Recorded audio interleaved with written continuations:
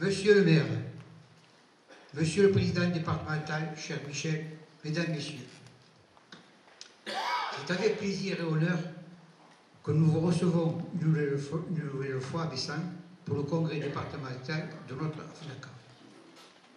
La dernière fois, c'était déjà vous, monsieur le maire, qui nous avez accueillis en 2017. Nous avions passé un agréable moment et je suis certain que ce sera encore, car aujourd'hui, pour nos travaux à la salle des fêtes, ensuite au monument du souvenir et à la départementale du sport.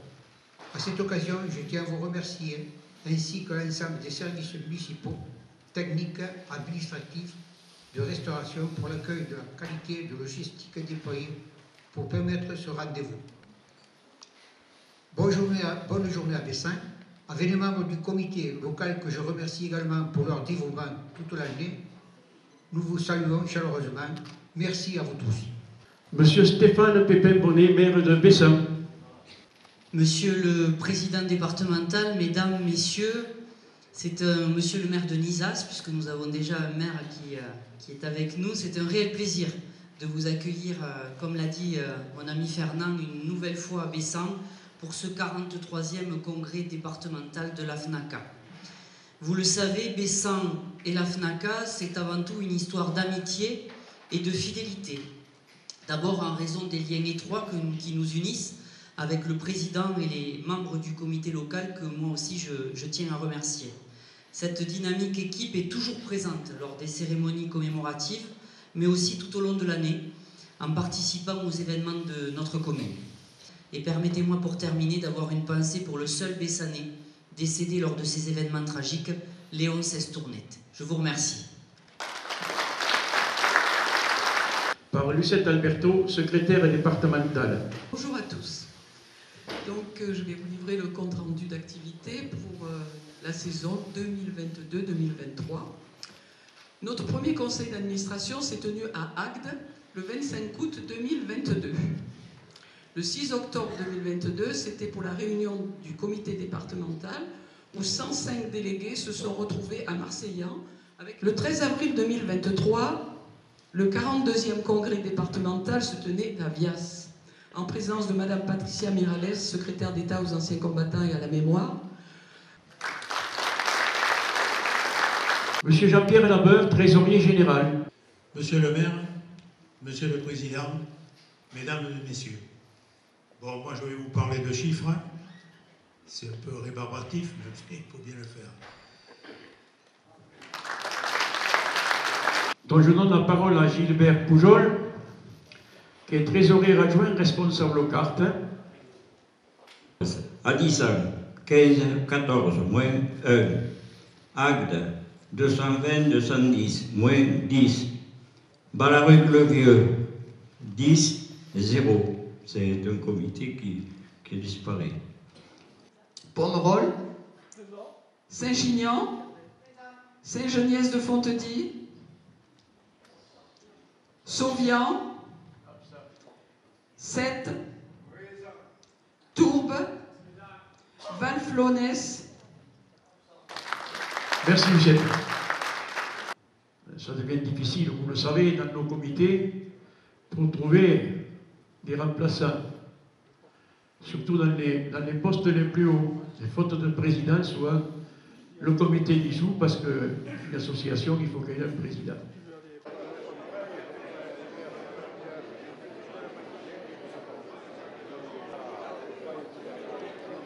Et donc, sur la table des officiels, nous avons la joie et le plaisir d'accueillir Madame Nathalie Marsa, directrice de l'ONAC. On peut l'applaudir bien fort, s'il vous plaît.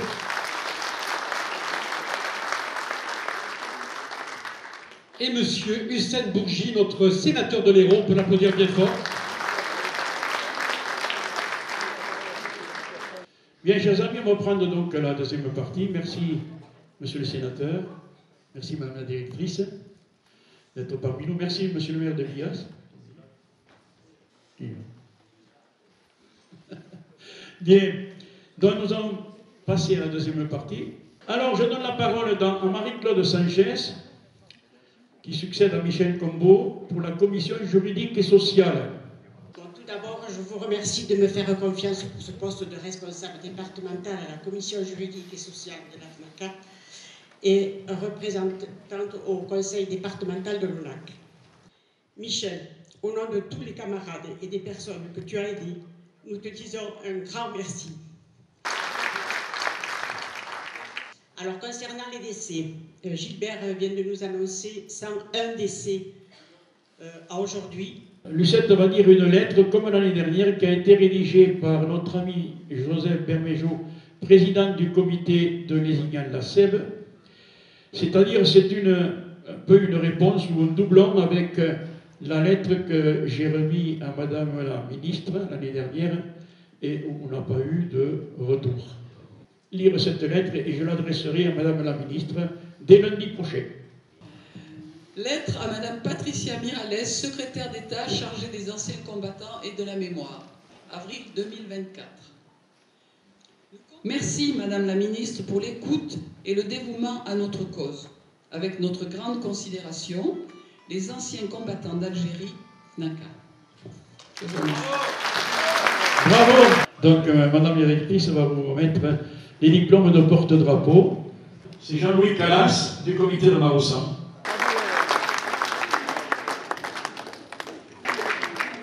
Monsieur Jean-Louis Calas, en reconnaissance de vos 59 années de fidélité en tant que porte-drapeau, j'ai le plaisir de vous remettre le diplôme d'honneur de porte-drapeau. Toutes mes félicitations.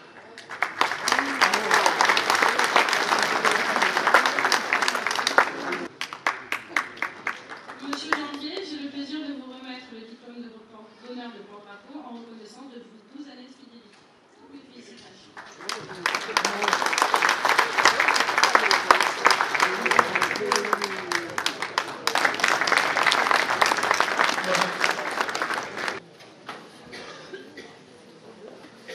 Lucette va nous lire un message du président Don de Valflonès, grand blessé de guerre d'Algérie, qui est hospitalisé pour des examens en ce moment.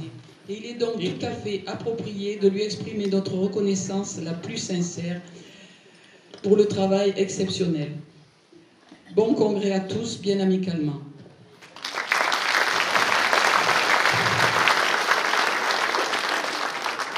Voilà, mesdames et messieurs, chers congressistes, au nom du comité départemental de l'AFNACA de l'Hérault, je remercie toutes les personnalités qui, par leur présence, sont venues aujourd'hui témoigner leur soutien et leur considération à l'AFNACA du département de l'Hérault.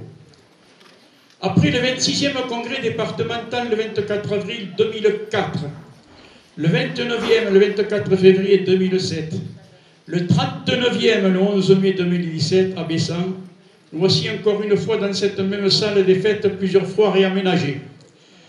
Je remercie chaleureusement M. Stéphane Pépin-Bonnet, maire de Bessan, pour son accueil et pour toute l'aide morale et matérielle, gage de réussite pour notre 43e Assemblée Générale. J'ai le devoir d'honorer un ami fidèle. C'est à partir du congrès départemental de l'AFNACA, le 18 avril 2009 à Florensac, qu'il a succédé à notre regretté Guy Palassec pour se consacrer à l'aide aux anciens combattants et aux veuves en difficulté à travers le fonds social départemental qu'il a géré avec justice et compétence.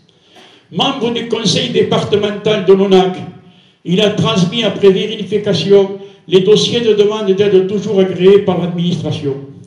Élu sur ma proposition au comité national de notre fédération pendant 10 ans. Pendant 10 ans, par sa compétence, il est entré au bureau national, responsable de la commission juridique et sociale. Il a été également membre de la commission nationale des statuts et des conflits, puis adjoint à Bernard Borde, président de la région FNACA Occitanie.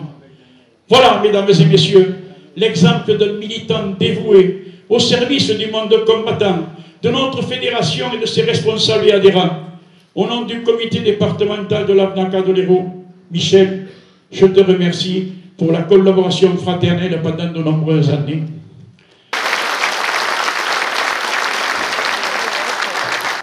Madame la directrice de l'Office ancien combattant. Peut-être que vous avez parmi vous des gens qui n'ont pas la carte du combattant parce qu'ils ont moins de 120 jours. Sachez qu'on est actuellement en train de travailler sur ce dispositif puisque il a été voté et acté que maintenant on pouvait demander la carte du combattant à partir de 112 jours. Monsieur le sénateur. Monsieur le Président, Madame la directrice de l'ONAC, victime de guerre, Monsieur le maire de Bessan, cher Stéphane Pépin-Bonnet, Monsieur le maire de Vias, cher Jordan Dartier, Monsieur le maire de Nizas, cher Daniel Renaud, Monsieur Marc Rouvier, premier adjoint de Marseillan, représentant Yves Michel, Monsieur Robert Alluy, maire honoraire de Bessan, Mesdames et Messieurs, en vos grades, fonctions et qualités, c'est avec beaucoup de plaisir que je participe à ce congrès. Ce congrès vous permet de vous réunir tous et toutes, tout simplement pour faire vivre la flamme du souvenir de ces 2 millions d'hommes qui avaient été mobilisés à l'époque, il y a 62 ans, pour aller en Algérie. À l'époque, on parlait pudiquement des événements d'Algérie. On parlait pudiquement du maintien de l'ordre. Il a fallu attendre plusieurs décennies pour qu'on puisse nommer ce qu'on appelait pudiquement événements d'Algérie, opération de maintien de l'ordre, tout simplement guerre d'Algérie. C'est important de bien nommer les choses parce que Camus, que vous connaissez tous et toutes, et pour lequel nous avons pour beaucoup d'entre nous une affection particulière, disait que mal nommer les choses, c'est rajouter au malheur du monde. Lorsqu'on ne nommait pas la guerre d'Algérie, mais qu'on parlait d'opération de maintien de l'ordre et événements d'Algérie, ça a atténué à ceux qui étaient en métropole, ce qui se passait là-bas. Mais il y a en France plusieurs millions de familles qui savent très bien ce qui s'est passé là-bas. Lorsque vous aviez des jeunes à peine sortis de l'adolescence, à l'âge de 20 ans, qu'on envoyait là-bas pour faire 24 mois ou 28 mois. Vous en avez d'autres qui, à peine mariés ou à peine installés dans leur activité professionnelle, dans leur exploitation agricole et viticole, étaient mobilisés pour aller en Afrique du Nord, en Algérie. Puis, n'oublions pas ceux qui ont servi au Maroc et en Tunisie, mais principalement en Algérie. Ce sont les plus belles années de certains d'entre vous, qui ont été marqués par ces souvenirs tragiques, par ces souvenirs dramatiques. Et se retrouver ici, 62 ans après, comme vous le faites, autour des monuments chaque année pour célébrer, pour commémorer, c'est très important. C'est finalement dire à celles et ceux qui ont payé au prix fort le prix de cette guerre qu'on ne les oublie pas. C'est ce que vous faites, Monsieur le Président. Merci à vous. Merci à tous vos adhérents partout dans le département et vos camarades partout en France. Lorsque je participe à ces cérémonies, qu'elles soient cérémonies commémoratives ou des assemblées générales, et je voudrais saluer Michel Combeau et Marie-Lou, puisque j'étais avec vous il y a quelques jours de cela, lors de votre assemblée générale à Marcillargues. Pour moi, c'est toujours un moment important. Ce n'est pas uniquement un moment protocolaire. C'est un moment où les élus, comme le maire de Marcillargues et moi-même, lorsque nous étions à vos côtés, c'est l'occasion pour nous de vous dire notre gratitude, nos remerciements, et témoigner tout simplement l'attachement qui est le nôtre pour vous. Je vais conclure en vous disant que ce que vous avez dit tout à l'heure, Monsieur le Président, et qui a été lu, la motion que vous avez lue, Madame, m'a beaucoup interpellé.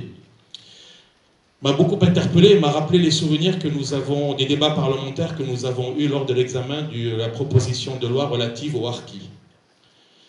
Oui, je le revendique, je le confesse devant vous, je fais partie des 6 sénateurs qui n'ont pas voté cette loi.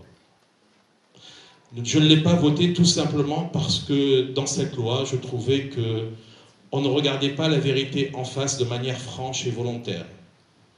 Lorsqu'on distinguait entre nos compatriotes harkis, pour distinguer ceux qui méritaient la pension parce qu'ils avaient séjourné dans un centre de privation de liberté, mais en écartant ceux qui avaient été accueillis et installés dans les hameaux de forestage, je trouvais que ce n'était pas digne de la France.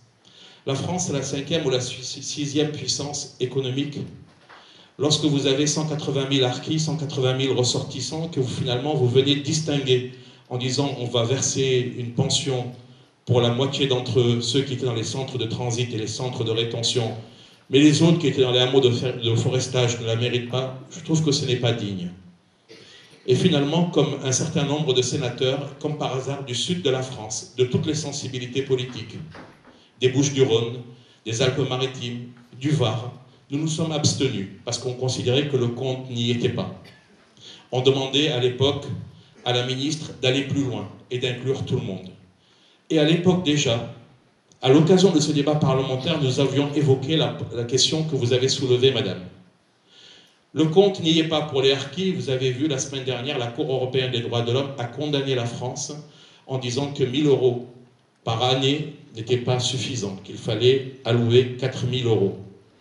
Je considère de la même manière que ce n'est que justice à l'égard de ces compatriotes harkis, et c'est la raison pour laquelle le gouvernement va le faire. La secrétaire d'État s'est exprimée en disant qu'elle allait le faire. Mais soyez assurés, mesdames et messieurs, que je vais reprendre à mon compte la motion que vous avez votée l'année dernière, que vous avez adressée à la secrétaire d'État, que vous avez à nouveau votée cette année, parce que pour moi c'est une question de dignité. Madame, je vous remercie beaucoup, Nathalie Marsa, parce que je sais ce que l'ONAC fait au quotidien pour accompagner tous les ressortissants. Vous le faites avec beaucoup d'élégance, avec beaucoup de bienveillance, avec beaucoup de discrétion. Mais vous savez, parfois, c'est dur pour quelqu'un d'aller faire la démarche de dire « je viens déposer une demande d'aide ». Le fonds d'aide, il existe, le fonds de solidarité, il existe. Mais parfois, les gens n'ont plus la force. Ils sont fatigués, ils sont âgés. Puis il y a des gens qui ont aussi leur dignité et leur fierté, qui n'ont pas nécessairement envie d'aller demander de l'aide et de la solidarité. C'est la raison pour laquelle je préfère que ce soit un droit pour tout le monde. Et comme ça, on simplifie les choses. Je fais partie du groupe d'études sur la mémoire et les anciens combattants au Sénat. Et donc, je vais saisir mes collègues membres de ce groupe au Sénat, puisqu'effectivement, dans quelques mois, nous aurons l'occasion d'examiner le projet de loi de finances pour l'année 2025. Nous déposerons des amendements afin de réévaluer le montant des pensions dont vous parliez, madame. Et faire cela, c'est tout simplement mettre nos actes en conformité avec les paroles. Venir ici, vous faire des discours, c'est bien. Venir aux cérémonies, vous serrer la main et vous dire toute notre gratitude, c'est le moins qu'on puisse faire. Mais lorsqu'on peut répondre à vos préoccupations et vos souhaits, c'est encore beaucoup mieux parce qu'effectivement, c'est comme ça qu'on vous respecte vraiment. Je voulais conclure en vous disant que chacun et chacune d'entre vous est précieux et utile. Vous êtes les dépositaires d'une histoire. Vous êtes les porteurs d'une mémoire. À chaque fois que je vais à ces cérémonies, qu'elles soient à Sète, à Montpellier, à Béziers, que je vois les porte-drapeaux de la FNACA, finalement, je me suis dit, ils sont là, fidèles au rendez-vous. Et ça me rassure. Parce que vous le savez, le maréchal Foch, qui est un des plus grands maréchaux de France, disait la chose suivante: les peuples cessent de vivre lorsqu'ils cessent de se souvenir. Lorsque nous nous retrouvons lors de toutes ces cérémonies, lorsque nous nous retrouvons pour l'érection de ce monument à Saint-Tibéri, c'est l'occasion pour chacun et chacune d'entre nous de dire que nous nous souvenons et de faire le serment, de renouveler le serment, que nous nous souvenons et que nous portons cette mémoire pour les générations à venir. Merci à tous et à toutes. Vive la FNACA, vive Bessan, vive la République et vive la France. Merci, monsieur le sénateur. Ajoutez que la lettre de l'année dernière faisait état que nos aînés de 39-45, de 14 et 8 avaient touché une allocation de démobilisation. Nous n'avons rien touché pour la bonne raison qu'on a été longtemps considérés comme des maintiens de l'ordre. Mais avant, je voudrais quand même peut-être remettre un petit souvenir à nos voisins, à mes voisins, des personnalités qui sont venues par leur présence honorer notre congrès. Vous savez, il est de tradition que pour leur passage, on offre un souvenir aux personnalités les plus importantes et qui sont là aujourd'hui nous honorer. Bon, au nom du comité départemental, je vous remets la médaille du 60e anniversaire du cessez-le-feu en Algérie, ainsi que la plaquette « Partir pour mourir à la guerre ».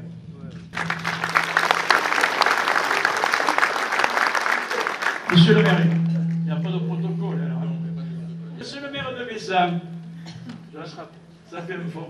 Monsieur le maire de Bessan, donc vous aussi, c'est donc la 4e fois que nous venons à Bessan. Il y a votre prédécesseur qui nous a fait l'honneur à l'époque de venir nous soutenir, et vous aussi maintenant. Donc j'ai l'honneur de vous remettre aussi à ce souvenir de cette journée la médaille du 60e anniversaire du cessez-le-feu en Algérie, ainsi que la plaquette « Partir pour mourir à la guerre ».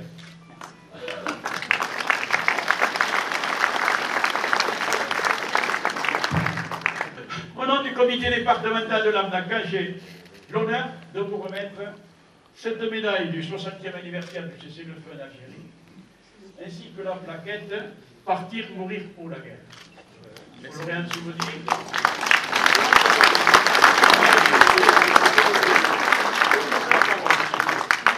J'ai déjà fait j'ai eu l'honneur de faire le discours inaugural. Je voulais juste remettre moi aussi 2 trophées de la ville de Bessan. Je voulais avant ça saluer les épouses qui nous ont rejoints très discrètement lors de cette réunion, et on peut les applaudir parce que vous l'avez dit à plusieurs reprises, les épouses sont indispensables dans la vie des représentants des conseils de la femme. Vous remercier et vous remettre ce trophée de la ville.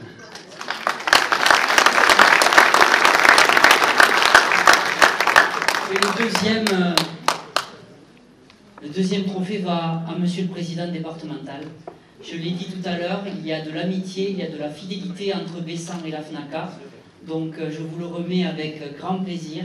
Et je vous souhaite, malgré tout ce que l'on a pu dire sur l'âge, sur les difficultés, de continuer avec la même verve que vous avez eue tout à l'heure lors de votre discours. On peut l'applaudir énormément.